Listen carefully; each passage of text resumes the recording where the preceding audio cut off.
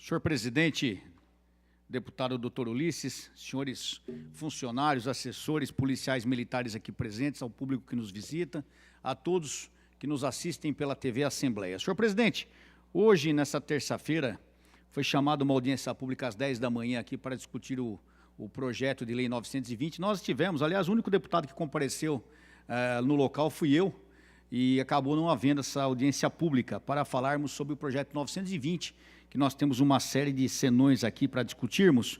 Esse projeto, ele vem da mão do governo do Estado, prevendo aqui uma dilação, um aumento no prazo para pagamento da dívida do governo estadual com o governo federal. Só que esse projeto aqui, quando foi feito, ele foi feito de uma maneira aqui, praticamente copiando a lei federal, o que acabou deixando uma série de dúvidas, uma série de senões para falar sobre o direito dos funcionários públicos. Aqui deixa uma brecha muito grande para caso o governador ache necessário praticamente congelar o salário do funcionalismo durante 2 anos. E é justamente isso que nós somos contra, senhor presidente. Então, nós tivemos numa reunião hoje de bancada do PSDB, onde eu levei esse problema aos demais deputados, e todos os deputados presentes foram unânimes em apoiar aqui uma revisão nesse projeto, uma discussão mais acalorada, mais profunda nesse projeto, porque realmente do jeito que ele está descrito aqui, vai deixar uma situação muito difícil para o funcionalismo. Então eu queria avisar a todos que o projeto 920 de 2017, que fala sobre a dilação do prazo da dívida, será devidamente estudado, vai ser debatido. Nós até propusemos que o projeto seja retirado e apresentado com nova redação, garantindo no corpo do projeto que serão mantidos todos os direitos, todas as garantias do funcionalismo público. E caso não haja essa mudança no texto do projeto, nós entraremos aqui com uma emenda aglutinativa, escrevendo isso, porque no caso, vão me perdoar, não é falta de confiar em ninguém, mas só falar não basta, é necessário escrever. É necessário escrever que todos os direitos do funcionalismo público estadual serão mantidos. Nenhum prejuízo pode haver a essa classe já tão sofrida há mais de 3 anos sem qualquer reajuste. E agora, por causa de todos os demandos, obrigado, por causa de todos os desmandos que ocorreram no governo federal, não é justo que o nosso funcionalismo pague mais uma vez o pato. Essa classe já tomou todos os prejuízos possíveis e imagináveis e agora uma maldade dessa é feita. Então nós não vamos permitir, nós estaremos acompanhando aqui, discutindo o projeto, obstruindo, desde que ele não venha da maneira adequada.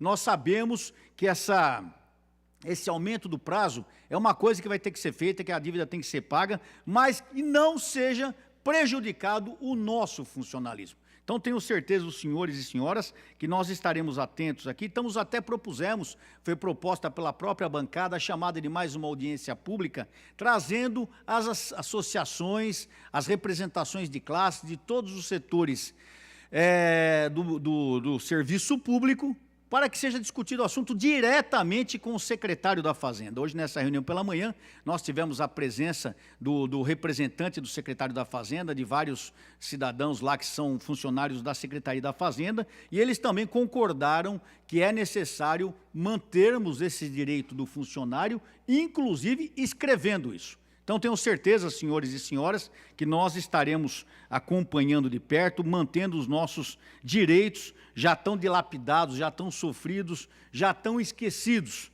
Porque todos os deputados aqui, sem exceção, os 94 deputados têm a obrigação de apoiar o nosso funcionalismo.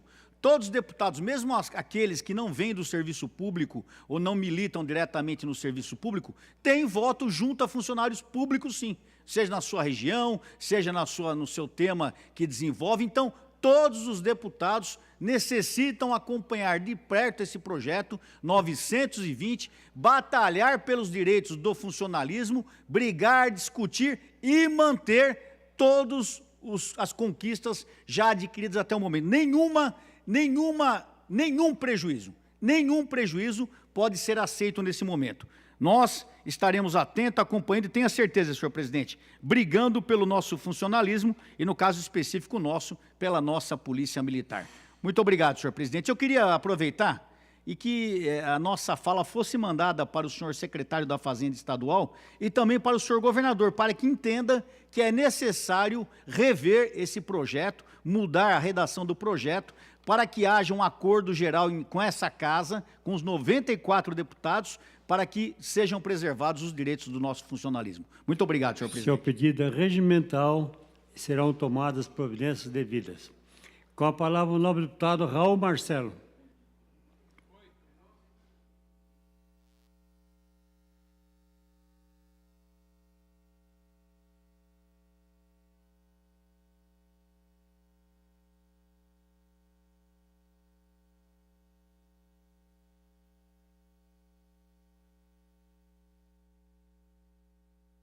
Senhor presidente, senhores deputados, eu subo essa tribuna para questionar uma situação posta no estado de São Paulo, posta pelo governador do estado, que é virtual candidato a presidente da República,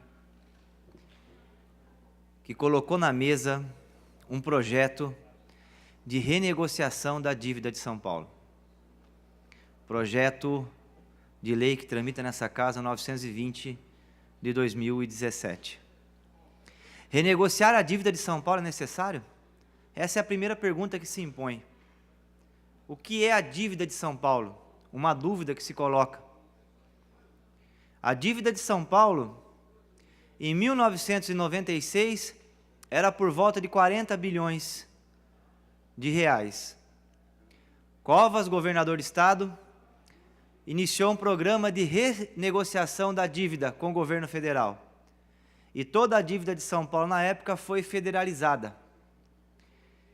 E, a partir de então, foi lançado um programa gigantesco de entrega do patrimônio estadual para pagar a dívida. E foi vendida o setor elétrico aqui de São Paulo, foi vendido o Banespa, foram entregues as nossas rodovias, a Castelo Branco, que não tinha pedágio, hoje tem mais pedágio do que cogumelo em dia de chuva, e foi feito o programa de desestatização, privatização. Até os hospitais públicos entraram na onda. Não sobrou quase nada para o governador administrar. O dado concreto é que se vendeu muito patrimônio público, porque dizia então os tucanos à frente do governo de São Paulo, nós precisávamos vender o patrimônio para pagar a dívida. E a dívida que era de 40 bilhões, hoje passa dos 240 bilhões. Está aí. E por que essa dívida subiu tanto? Porque a dívida ela tem o IGPDI, que é a correção dela, que é o índice de inflação, mais 6%. Então, todo ano, a dívida de São Paulo cresce acima da inflação com o governo federal. E aí a dívida ficou impagável. E nós ficamos jogando dinheiro público na lata do lixo todos esses anos. Entregamos o patrimônio do estado de São Paulo, penalizamos a população, as rodovias estão aí, as praças de pedágio, e a dívida de São Paulo cresceu. Cresceu e nós chegamos hoje numa situação de quase insolvência.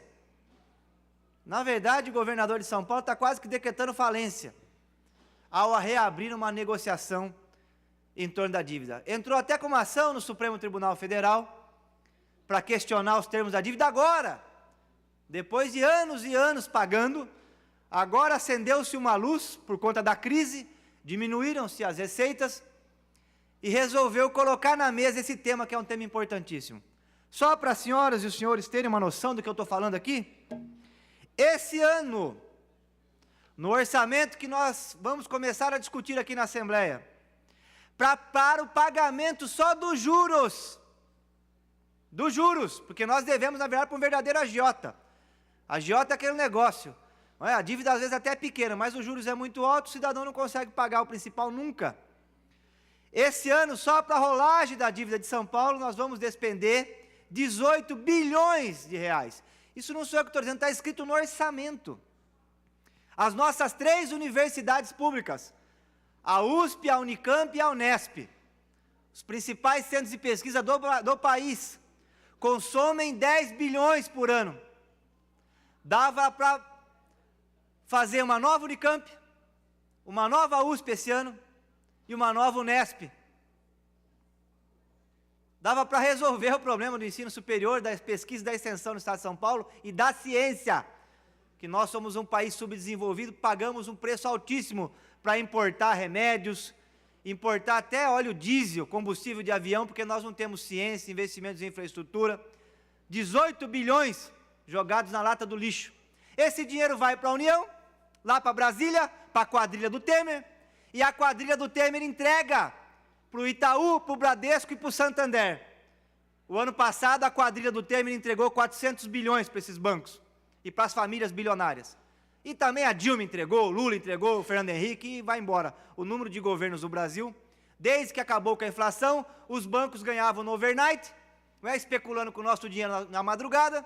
O acordo, eles só aceitaram acabar com a inflação porque o governo colocou a taxa de juros em 40% na época.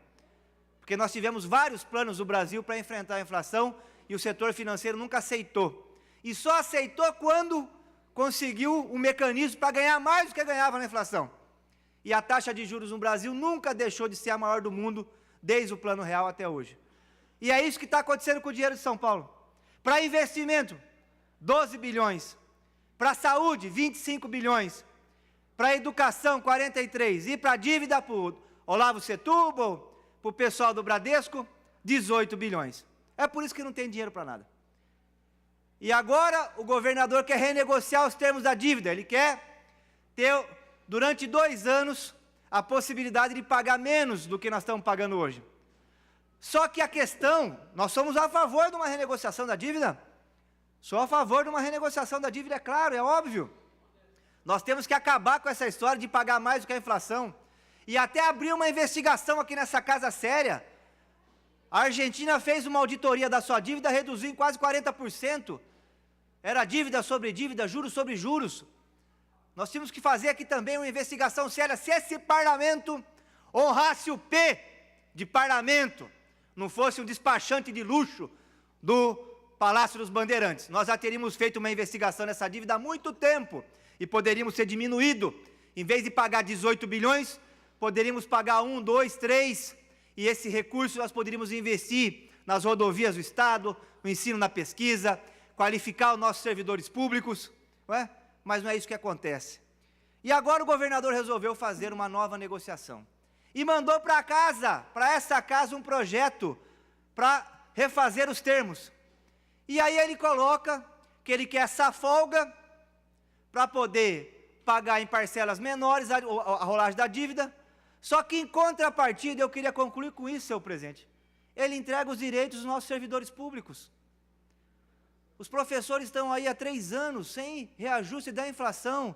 Os nossos policiais militares, então, meu Deus, estão morrendo e ganhando o menor salário dos 27 estados da federação. Os delegados de polícia, os nossos investigadores, os servidores da Secretaria da Fazenda, os servidores do Fisco, que são responsáveis pela arrecadação, estão em operação tartaruga, operação padrão. Todo o funcionalismo já está sendo penalizado.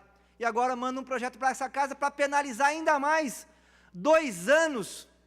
2 anos de congelamento total do que não poderia ser chamado de gasto, Godinho. Porque investir no servidor não é gasto, é investimento. O servidor qualificado é serviço público eficiente, é atendimento rápido da população.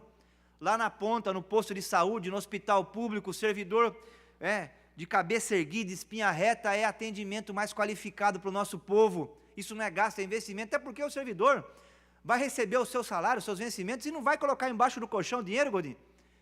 Ele vai investir na educação dos filhos, na sua alimentação, na sua vestimenta, isso movimenta a economia.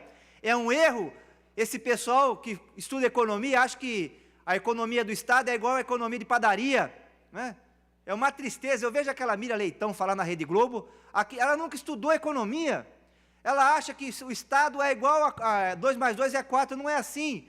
O Estado ele tem que gastar, investir, porque na medida que ele investe, a economia movimenta. Na medida que a economia movimenta, aumenta a arrecadação do Estado.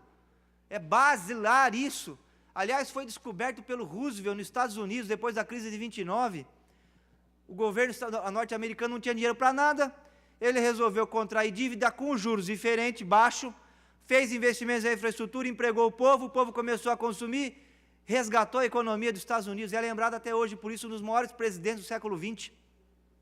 E aqui no Brasil nós temos essa quadrilha aí que não sai uma ideia da cabeça desse pessoal, só pensa em roubar. Não sai uma proposta, 14 milhões de desempregados, Godinho do céu, você abre o jornal, não tem uma medida para investir em infraestrutura.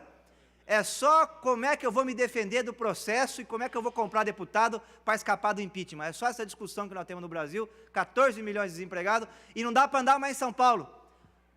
Os trabalhadores todos vendendo picolé no semáforo e vendendo bugiganga do Paraguai.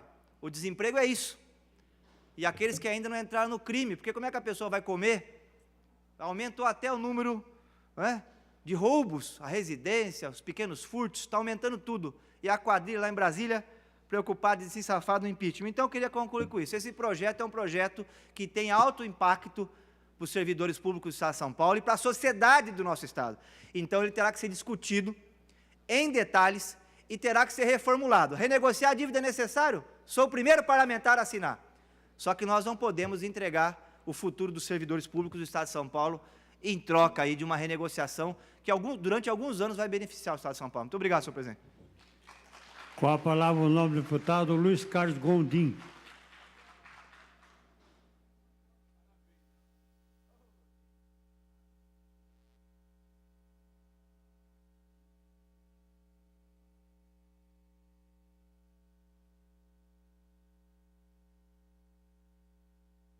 Senhor presidente, senhores deputados, realmente o deputado Raul Marcelo faz uma explanação muito séria pela falta de investimento que nós temos no Estado de São Paulo, no Brasil inteiro, e agora recebemos esse presente aqui de grego do projeto 920, que congela o salário dos funcionários públicos. Nós estamos congelados no IANSP a saúde do funcionário público, porque não tem como investir no IANSP. O funcionário público, tudo ele que paga. Aliás, no Brasil, só os pobres pagam as coisas. Aí vem um projeto como esse. Nós temos que nos posicionarmos contra de imediato. É essa a posição nossa em relação a esse projeto da maneira que está aqui. Nós somos totalmente contra, vamos obstruir, porque nós não podemos votar um projeto como esse. Senhor presidente e senhores deputados, eu recebo uma informação muito triste, que é o problema: pacientes denunciam falta de medicamento na farmácia de alto custo do Alto Tietê.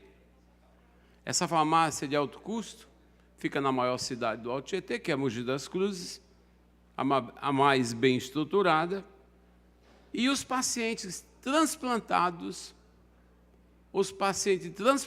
principalmente de rins, não têm os medicamentos adequados para evitar uma rejeição do seu órgão transplantado.